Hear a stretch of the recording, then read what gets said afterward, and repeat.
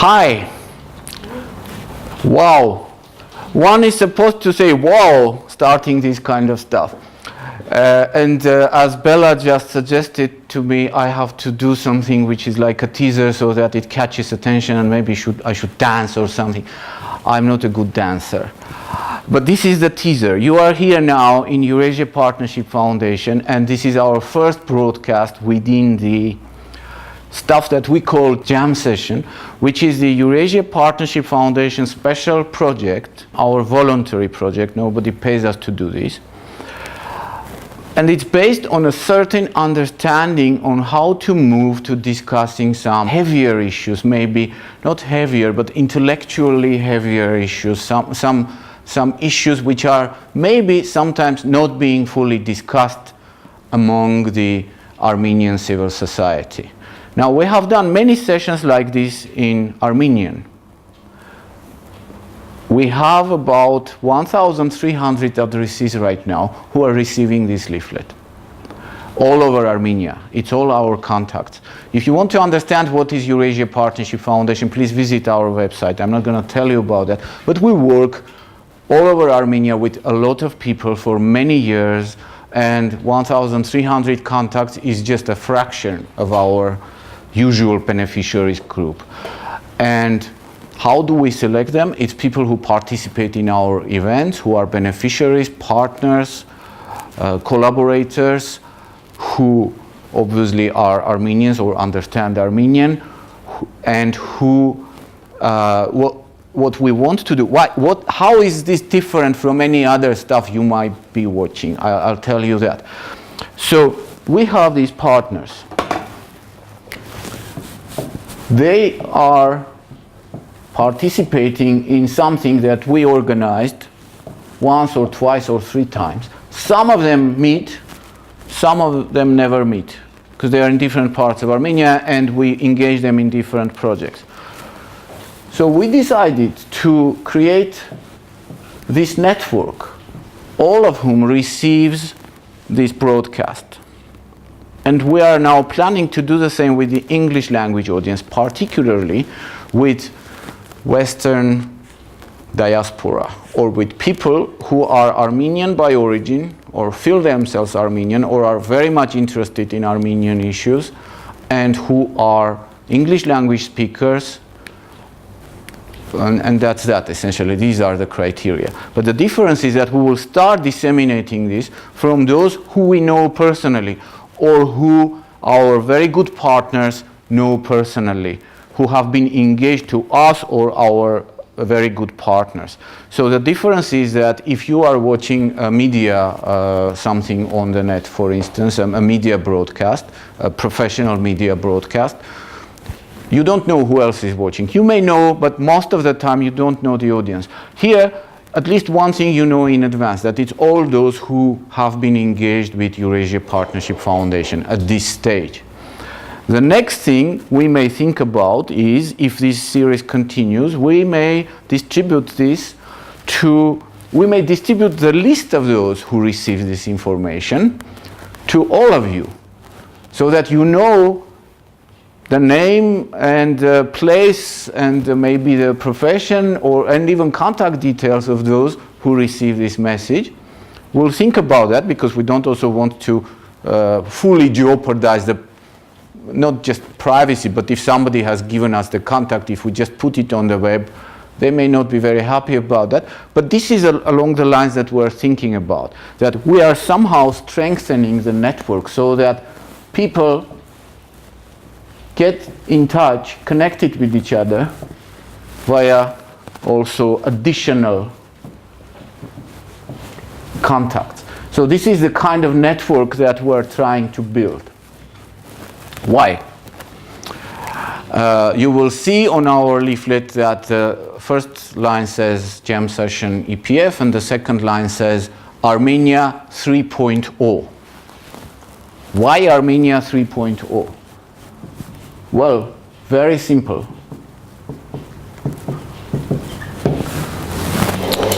Let's take the issue of elections, which is one of the pretexts why we started this broadcast. Armenia 1.0 is somebody abroad among the English language audience interested in Armenia, learning the news that there will be elections in Armenia in spring. Armenia 2.0 is an analysis that, again, media provides or analysts provide to the audience about the fact that elections have been very often rigged, mostly rigged, and therefore we need to do something about that. And one of the things that can be done is, for instance, 7,000 observers, and it will be good if many among these 7,000 observers are people from the diaspora who are acquiring a new and refreshed interest in the issues that the diaspora has been so far not very active in, such as elections, governance, corruption, etc. That's all 2.0. Now, 3.0 is what our broadcasts are about. They are not following the rules of the media market. They are longer than a typical media broadcast will be. They are I hope, deeper. They are going to discuss the deeper issues, the next level issues, and that's why it is 3.0. So who do I imagine is our preferred audience? If you are watching this, you probably have time. You may get bored and you will just abandon. If you are driving a car, you can just use the audio line. But we will also provide you with the transcript. So those of you who like reading and those of you who want to use what is said here in your whatever, research, further thinking, etc., you can use the transcript. The transcript plus the video audio is, I think, also something which makes it different. This kind of approach, the jam session approach, from most of the time, most of the stuff which is done by Armenian media and online. It is done by several international media, but not in Armenia, particularly because making the transcript means that somebody is sitting there and typing it, and it's also money, because we don't have the voice recognition software for Armenian and even for English, though it exists, even if it doesn't work well, but we currently don't have it.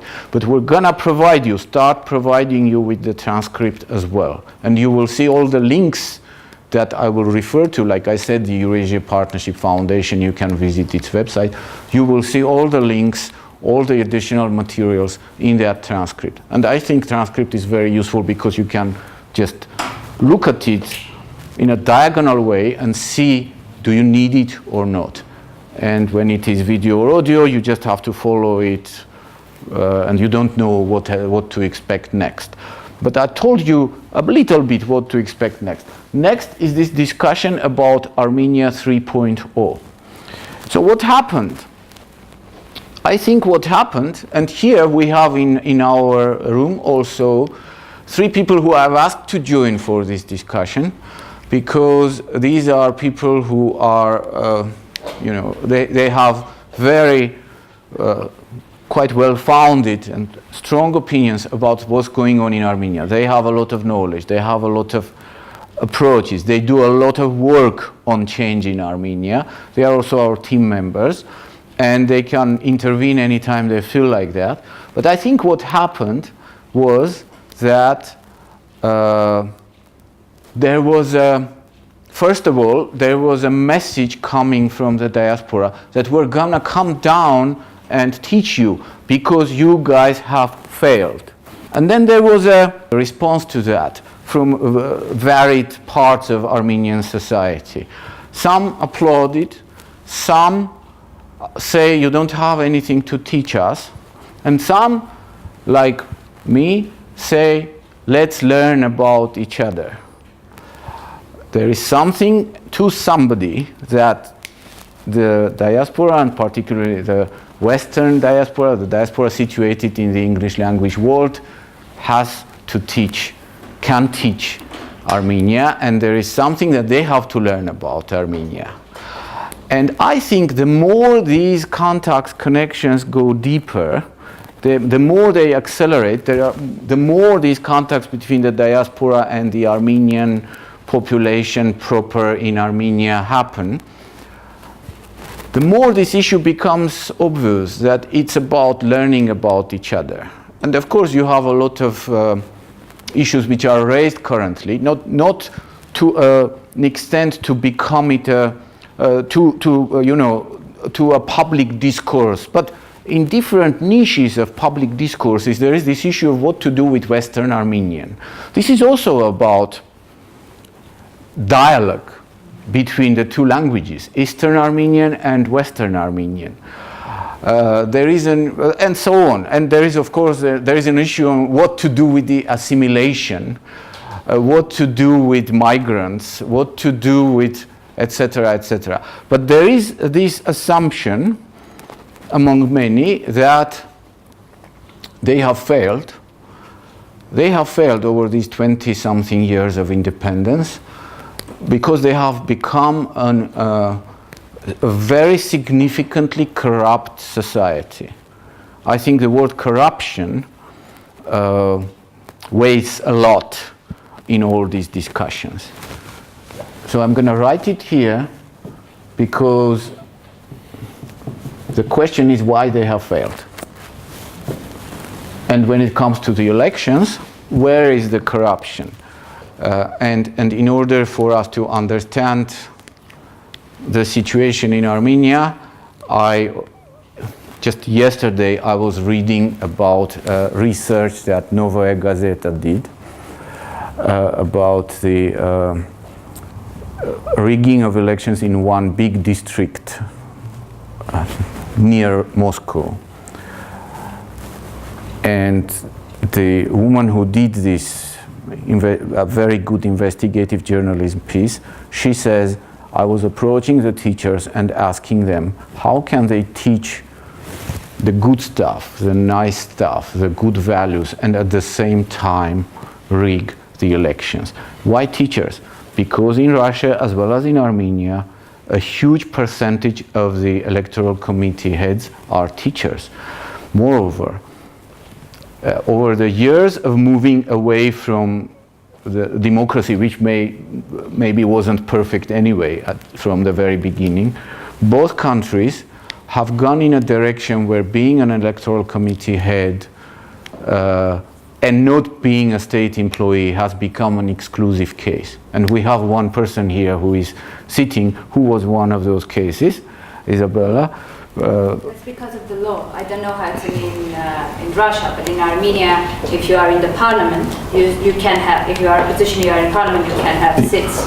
You can suggest a candidate or appoint a candidate for one of the district committee heads. Yeah, but in general, the approach is that everybody who is electoral committee head are this or that way linked to the state system or dependent on the state system or dependent on the thing that I call rhizoma. I don't know, I'm now transcribing it from French, Russian. I don't know how even to write it correctly. In fact, can please somebody check it in the Google or something, how is rhizoma written? I'm going to write the way I feel it right now. This is, you know, a term which I think, I know that some of the French philosophers have used, like the postmodern philosophers, maybe Michel Foucault. And this is the roots of, which are underneath in the earth, the roots of a certain, whatever, vegetable, certain plant. And it's this. So if I imagine this as a network, not necessarily so nice, what's the right word? So harmonic. Structured. Yeah, well structured. But this is the network, and the difference from the network is the rhizoma, which has been growing in Armenia. And what is the rhizoma? The rhizoma is the another H after R. After, like this. Mm-hmm. Okay. And this is a Greek word. Okay. And did I explain it correctly? That is the roots underneath. Yeah. It's mass of roots. Yeah. So, and here is the tree. This is the surface, and this is underneath. But what is the rhizoma in our country? It is like this, that if you are, for instance, a teacher of a public school, state-owned school, then you belong to the state system. Which means that if you don't do what the state system tells you, you will be out. And if you are a teacher, especially if you are a school director, it's maybe not much money, not at all much money, but it's some kind of opportunities. It is participation in power. Even if you are not corrupt, but it is opportunities. It is participation, at least in the proper way, in the social functioning. And if you are ousted, you may not find another job. So you are dependent, and you become corrupt. How do you become corrupt? Even if in nothing else, even if you don't take gifts from the school children, even if you are very fair as a teacher, but when the election time comes, the state tells you you have to do this and this, deliver this many votes or whatever. And that's how you become corrupt. This is one element of rhizoma. Let me finish the next element and then you will make the comment. The next element, you are a parent of a student in this school. Now, the teacher lets you know that if you, and you don't belong to the rhizoma, you are an independent, medium or small business owner in the community. But the teacher lets you know, not necessarily telling it directly, but gives you a message that, you know, if you don't vote correctly, your child will not get the right mark. So you are also a member of the rhizoma. Then the next element, and I'll finish here, and Isabella wants to say something. Your child is serving in the army. Nobody told you that you should vote this way or that way. But you have a scare that whatever way you vote, they will know it. You have this scare because there is a lot of conspiracy feeling in the air in this country, and maybe not only in this country, all over the world these days. You don't know how, but you assume that they may find it out. So your child in the army may suffer, not because of the other attack, but he may suffer because of the informal relations in the army, hazing, etc. So you are also a member of the rhizoma, and your child is also a member of the rhizoma. Here I stop explaining what is rhizoma, but yeah, I think I just echo what you say. After the last week referendum, we could see on the internet there was a list of people who actually did it, and they are very normal, banal people. So it comes to, if I just second you, it just comes to this banality of evil concept that is quite well elaborated in Hannah Arendt's banality of evil. Yeah. It's just I think it's Ehman in Jerusalem book, but that's little people who do this. I mean, it's not like Hitler himself or Stalin himself or Sarkisian himself who come and rig the election. These are all these small people that when you see them, their photos, they look normal. I mean, they look very banal. They are your neighbors, the teachers of your kids, the guys in the polyclinic, the ladies, very ordinary people. But they get into it due to, I think, reasons that you are going to elaborate on Soviet mentality, but maybe not just Soviet. But the thing is, they don't feel personally responsible. If you ask the same teacher in other situations, I think they have this bipolarity in their minds. They would complain about corruption, etc. But they don't feel this essential link between them committing the crime, because rigging the election is a crime, and the rest of their life. So I think that that's the part of this rhizoma, that these people are constituting the basement of the triangle, or if you call pyramid. A pyramid.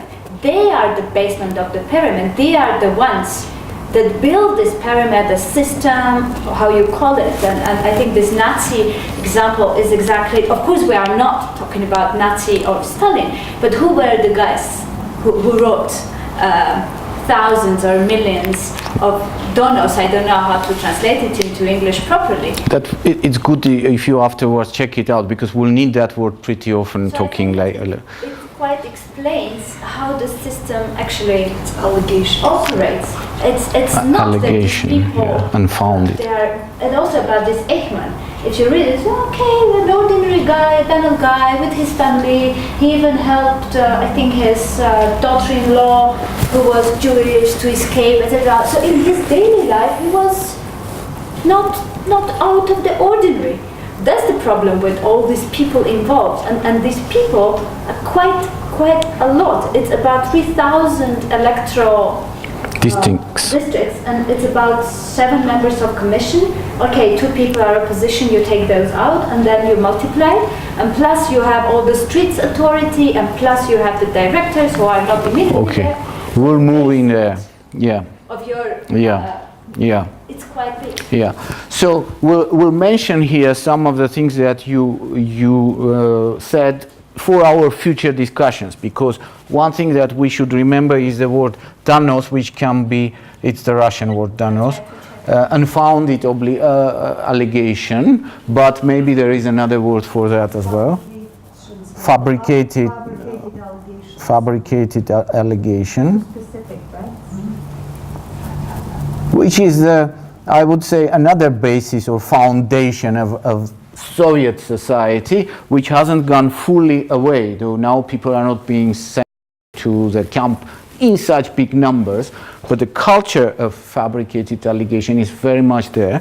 And the other word, I think, Isabella, that you used, that I want to keep track with, is, did you say street authorities? No, penalty? Street authorities. Street authorities.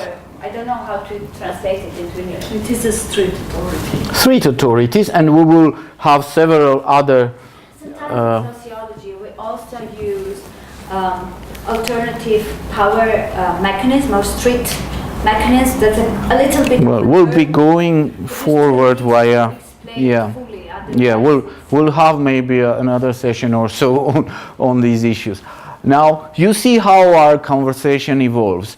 We are pretty well educated, I should say, people who are sitting here. This is not a scholarly debate. This is not academia. This is the stuff that, from the scholarly stuff, we take to try to explain the world for us. So that's our method, if you wish. We are theorizing, trying to generalize in some respects, trying to be fair, not to generalize in an unfounded way, but to give a picture of the stuff that usually is left out of the conversation. Kanejan, you wanted to say something? I wanted to say 2 things about this kind of a social structure, and maybe go deeper into the root system of the root system we're talking about, is that people who become victims of so-called raisonnement, they see the mass as an important element in making the decisions for the societies, but they don't see themselves as a part of the mass. And there's this thinking going, okay, I am now forced to make a wrong choice, but others will not. So this feeling that, okay, I'm a victim, but others are not, what comes to the teachers, I think goes back to the Soviet times, because overall we were told that we're a happy society, we're powerful, we are free, we are on top of the world, but each one of the individuals meant nothing. So you didn't have your freedom, you didn't have mobility, you couldn't travel, you had no money, you didn't care, you had no impressions.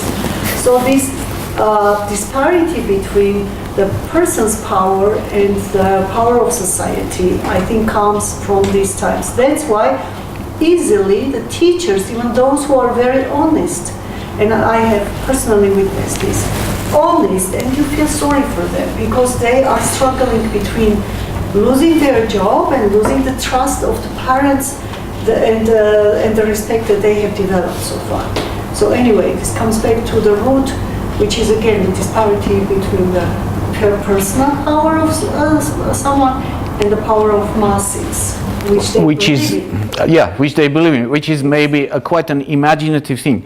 Now that's very interesting because there is this imagination when we're talking about these things of a society, of a community, of a nation, and there is the reality. So when I'm trying to get to the 3.0 modeling of the reality, I use the word rhizoma and I use the alternative word.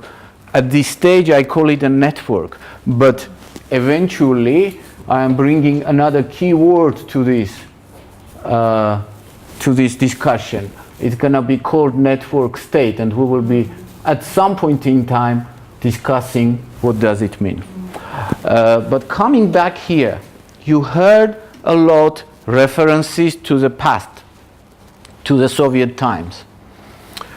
And I think we have not only this group which is sitting here and myself, but also several other people who made comments particularly on Atom Egoyan's words and who feel maybe not uncomfortable about the diaspora arriving and helping, but who feel that it may generate also additional problems if it's done in an unprepared way. These people have one keyword or a clue or a suggestion. You want to understand Eastern Armenia, you want to understand current Armenian statehood, you want to understand people who live in current Armenia, you have to go to the past. You have to study 20th century Armenia. You have to study 20th century Soviet Union, the Soviet life, the Soviet world. And if the center of your attention is Armenia, that doesn't mean that you should forget that it was a part of the Soviet Union, and many things that were peculiar for Soviet Union, in the same way or in a slightly modified way, were also applicable to Armenia.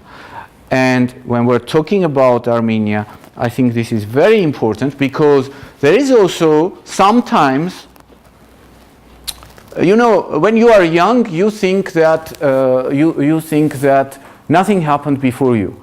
I've experienced it on myself. Because I was away from Armenia for 14 years, as you know. So I left in '93 and I was visiting, but I wasn't here. And I came back in 2007. So when I came back, I had the feeling that nothing has changed, not from '93, but say from '98. Like it was a big hole, no history happened there, no big events happened. For instance, 2003 uprisal was a small thing, the elections and stuff. That the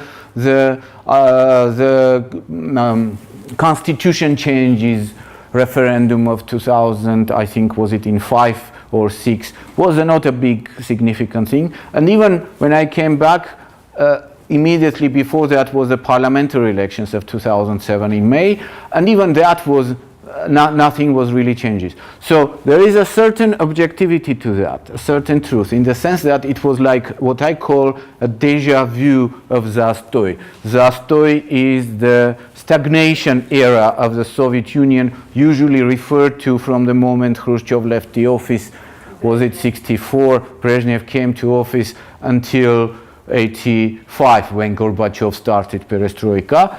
So well, it was all in stagnation, in fact. But the point is, it was the period of time when it seemed that nothing is happening in the public sphere, or no change is happening. So when I came back, I had this feeling that nothing has changed, so I don't have to learn much. It was exactly the same way as it was before I left or something. And of course, it was not at all true. So the same way, if a new person arrives to Armenia, they think their knowledge of Armenia starts from this point, their immersion into Armenia. Maybe they have some theoretical knowledge, but they give a preference, that's the psychological effect, to give a preference to what I see right now. So they don't go deeper down.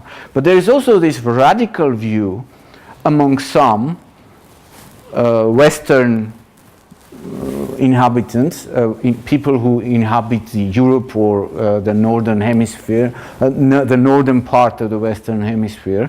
And I myself, somebody who has lived in Europe mainly, in UK or in United States for these 14, most of the time, part of these 14 years, so I can say that. They think that there is nothing valuable and worthwhile in this part of the Armenian history. And that is what is quite irritating here in Armenia for some people, maybe people like me. Now, I should confess that unfortunately, because of this rhizoma, because we have failed in many respects, many people who are now in Armenia think the same way. They just don't know what's happened there. To an amazing degree. Those who try to reform our educational system complain that people may not recognize who is, I don't know, Hovannes Shiraz or, or Victor Hambartsumian. The young generations are very illiterate according to these street, what is it called, when they are asking questions, Vox Populi. But that's, of course, there is lack of education, but why? What is lack of education? It means that you may know the names, but you haven't systematized your knowledge, and they don't play a significant role. This knowledge doesn't play a significant role in your making decisions and living in your life today. So we have quite a significant amount of people who are not, who are as lacking the knowledge about 20th century Armenia as in Armenia proper as outside. So when we are coming to this issue of rhizoma, we should say that we have a small group of people who are concerned about that, who say that let's learn 20th century Armenia, let's keep 20th century Armenia, let's understand 20th century Armenia with its good and bad, with its pros and cons, with its all of its changes. And there is a big, quite a significant group who don't know about that. Who should be educated by this group? By accident this happened to be hierarchical, but I didn't mean that. Okay, so it can be like this, and I'll just change the color to make it funnier. And you have in the diaspora these people who don't know anything and don't want to learn about it, but you have also people who don't know anything about the 20th century, but they want to contribute to Armenia, so they should learn. So in a way it should go something like this. There should be some groups who are learning about the 20th century, taking lessons from it, passing them further. I'll give you another example of this psychological bias of not knowing what happened and not even caring about what happened. For instance, when the earthquake happened, I was in Moscow, December 7. This is the day, isn't it? It's today, so it's the anniversary of that. I didn't remember that. It was just a coincidence. I was in Moscow. It took me about 2 or 3 weeks. I was an aspirant. I was a graduate student in Moscow State University, very much immersed in my work. It took me, despite the fact that we, all the Armenians at that time who were there, were communicating and stuff, it took me 2 to 3 weeks to realize what has happened. Because I didn't have much money. You could only call, there was no internet then. You could only call using very expensive phone calls. My parents couldn't call me because I didn't have phone in my dormitory room. So it was only me who could call them. Okay? And so I just learned the scale of the event very late. And before I learned that, for me that was just another tick in the, in the stuff that is happening. Well, okay, there was an earthquake, and the scale of the tragedy became known to me only by nearer the New Year's Eve. So when you don't know something, it doesn't seem significant to you. We have now Eastern Armenians of the very different shapes. Many of them have left. They are now maybe residing in the West. Many of them reside in Russia. We have now less population than we had during the Soviet times. The other element about lack of knowledge and about the hidden context, and here, and maybe afterwards I will stop. Yeah, and you will say it. I was trained as a teacher of Turkish language in the Yerevan State University, and when after graduate studies I came back as a teacher of Turkish language. In the Soviet times, our group of students was very small. It was 4 to 6 students who wanted to study Turkish, and people who studied with me in my time, none of them had anything to do with Turkey. It was all people very much from Eastern Armenia who, even if their ancestors suffered from the genocide, they didn't bring that into the discussions. They were just studying Turkish language because they wanted to become specialists on Turkey.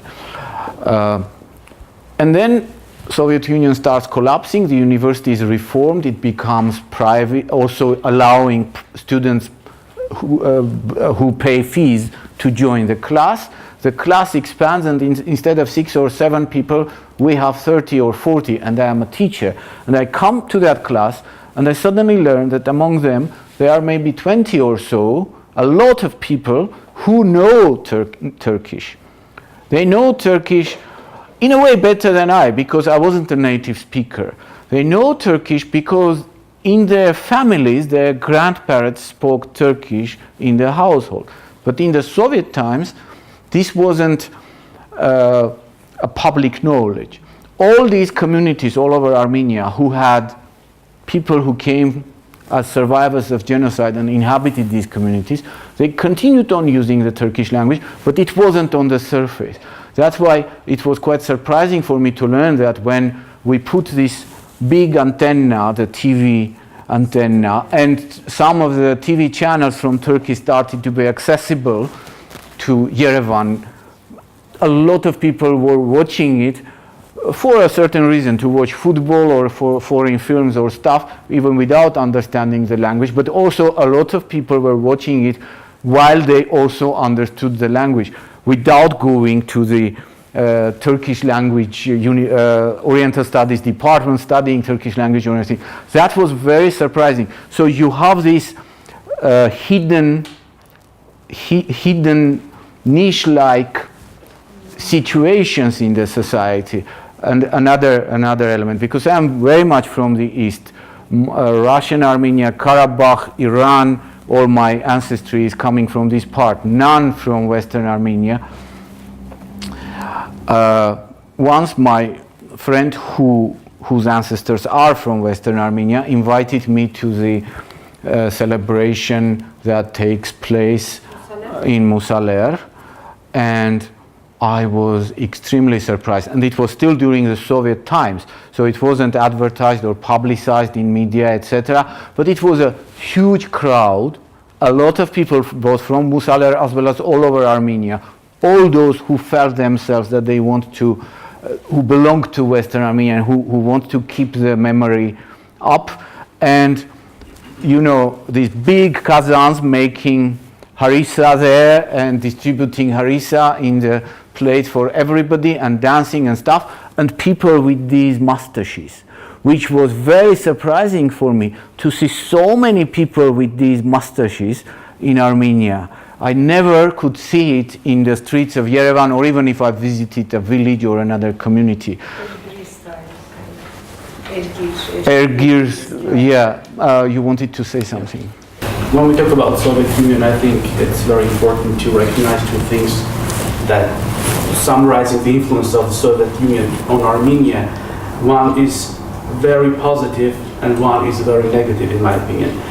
The very positive thing is that after centuries of having no statehood, Armenia received a tradition of statehood with its institutions, with construction of cities, with all positive and negative parts of it. And in the Soviet Union, there are many negative things, of course, in the Soviet system, but Armenia received a tradition of statehood. And today's Armenia is moving based on that tradition. And I don't know what would happen with Armenia if there was no this tradition of statehood that the Soviet Union gave to Armenia. The negative thing, the most negative thing in my opinion, is that the Soviet influence somehow distorted the moral coordinates of Armenian people, and not only Armenian people, but Soviet people. Because in Soviet times, they legalized things which are not good and which are condemned in other countries. For example, the same Danos thing that we talked about was when people were writing false allegations about their neighbors, their friends, for them to be arrested or deported from their country so they could come and get the houses and apartments. So it was the distortion of moral coordinates, and in many ways I think today's Armenia is having the same problem of distorting moral coordinates when we don't really see corruption as a bad thing. So when we ask people on the street how they perceive corruption, we might get some very different answers, from very negative to very positive. And when we talk about corruption, I don't think that it's a thing that we see only in government. There have been cases when some opposition appointees in election polls have also been a somewhat, let's say, corrupt and did bad dishonest. Dishonest, yeah. So this is this is the most negative thing in my opinion. Thank you, Rob. I think we are coming to the end of this first session, and I just want to say that, yes, so our message to those Armenians and maybe also non-Armenians who want to understand Armenia deeper than just the superficial understanding and the expectations from this national feeling of unity, is we should be studying the 20th century, the Soviet times. We should understand how did it impact today's Armenia, and there were good and bad things during that time, and we will be talking about these good and bad things as the time comes. The one I would say difficult to grasp, but methodological issue there is that there is an assumption, and when you were saying it, Rob, the assumption was also there, that there was a good nation and the Soviet Union came and spoiled it, so to speak, made it bad, that the moral qualities went down. But I mean, sociology and more like a positivist approach doesn't accept such an assumption. This is an ideal, this good nation or good people. They are never really there. We can only talk about the way the existing popular or mass or social societal values changed over time under the influence of the Soviet, not even power, but circumstances. Okay, sociologically speaking, we're talking about the change. And that nation, which was as if the ideal nation, which became worse, it wasn't like that. To the contrary. When we're looking at this, you are absolutely correct in that it was thanks to this, you can call it model statehood or pseudo statehood, or rehearsal of statehood, that we have what we have today, which is independent Armenia. So I'll put here this word, rehearsal of statehood. And we end here our first broadcast, and we'll continue on discussing the 20th century. Thank you all for attention, if you were there until now. Thank you.